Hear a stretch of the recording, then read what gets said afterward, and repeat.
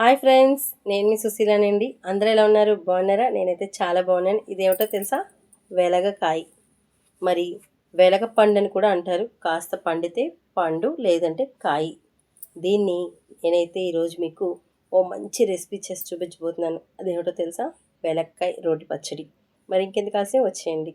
దానికి కావాల్సిన ఇంగ్రీడియంట్స్: పచ్చిశనగపప్పు, పచ్చిమిరపకాయలు, అలాగే జీలకర్ర, వెల్లుల్లిపాయలు, ధనియాలు, పచ్చి కొబ్బరి, మరి మినపప్పు. చూస్తున్నారు కదా, ఇవి దానికి కావాల్సిన ఇంగ్రీడియంట్స్. మరి వెలక్కాయనైతే మనం కొంచెం గట్టిగా కొట్టాలండి, ఎందుకంటే ఇది కాస్త గట్టిగా ఉంటుంది కొబ్బరికాయలాగా.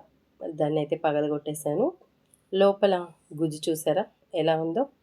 చక్కగా దీన్నైతే పండితే పంచదార వేసుకొని తింటారు. మరి పండలేదు, పచ్చిగా ఉంది కాబట్టి మనం కాస్త రోటి పచ్చడి చేసుకోవడానికి అయితే సరిపోతుంది. ఇప్పుడు కడాయి పెట్టి, కడాయి వేడెక్కిన తర్వాత దీనిలో కాస్త ఆయిల్ పోసుకోవాలండి. మరి నేనైతే 2 స్పూన్లు పోసుకున్నాను, సరిపోతుంది. మరి ఇప్పుడు కాస్త కడాయి వేడెక్కిన తర్వాత దీనిలో కాస్త మనం పక్కన పెట్టుకున్న తాలింపు గింజలు, జీలకర్ర, అలాగే మనం ఇందులో ఉంచుకున్న ధనియాలు, ఇంకా కాస్త పచ్చి శనగపప్పు, మరి కొంచెం మినప్పప్పు, ఇవైతే మనం బాగా వేపుకోవాలి. దోరగానండోయ్.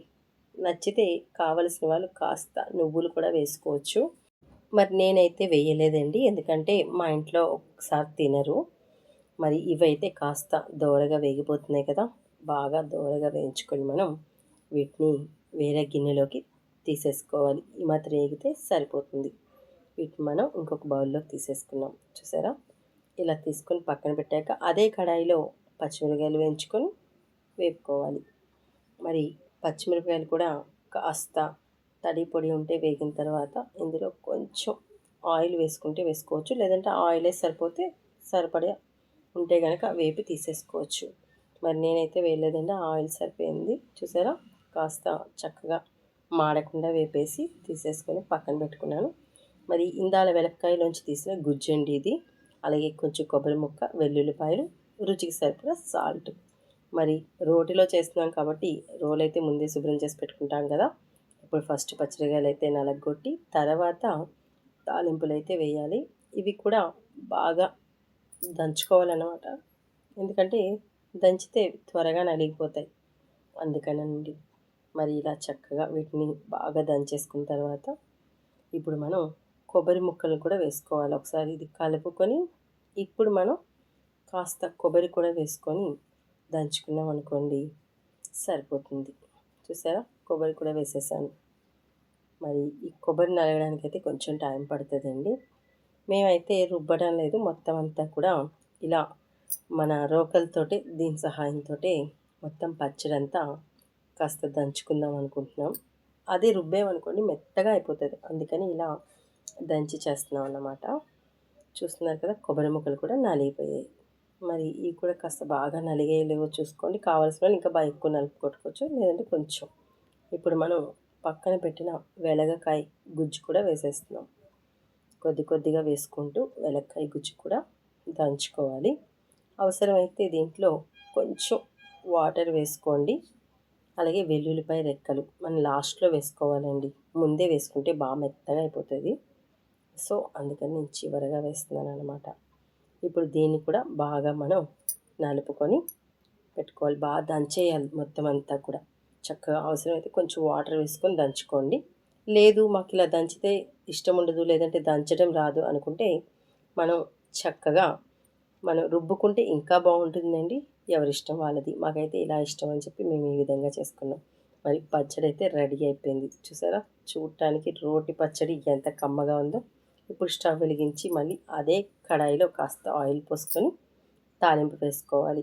మరి తాలింపు అంటే మీకు తెలిసిందే కదండి.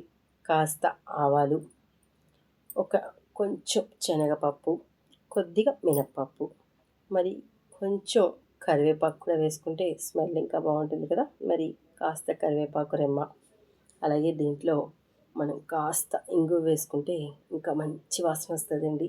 కమ్మగా ఉంటుంది అన్నమాట పచ్చడి. బట్ నేనైతే ఇంగువ ఎక్కువ వాడతాను. ఇదిగో కాస్త ఇంగువ ఒక చిటికెడు వేసేసాం కదా. అబ్బా ఇప్పుడు వస్తుందండి, ఎంత కమ్మటి వాసన వస్తుందో తాలింపు.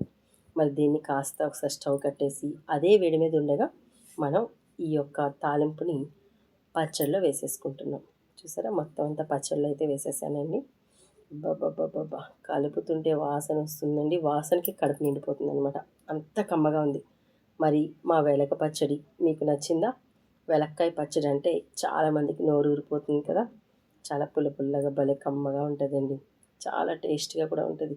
తిని చూస్తున్నాను చూసారా, అబ్బబ్బబ్బబ్బబ్బా సూపర్ అంటే సూపర్ అండి. అబ్బా ఇంక అసలు ఇది ఉంటే ఇంత అన్నం తినేవాళ్ళం అంత అన్నం తింటాం, అంత రుచిగా ఉంది. మీరు కూడా వండుకొని చూసి టేస్ట్ చేసి ఎలా ఉందో కామెంట్ రూపంలో తెలియజేయండి. మరి ఆ వీడియో మీకు నచ్చినట్టయితే లైక్ చేయండి, షేర్ చేయండి, సబ్స్క్రైబ్ చేసుకోండి.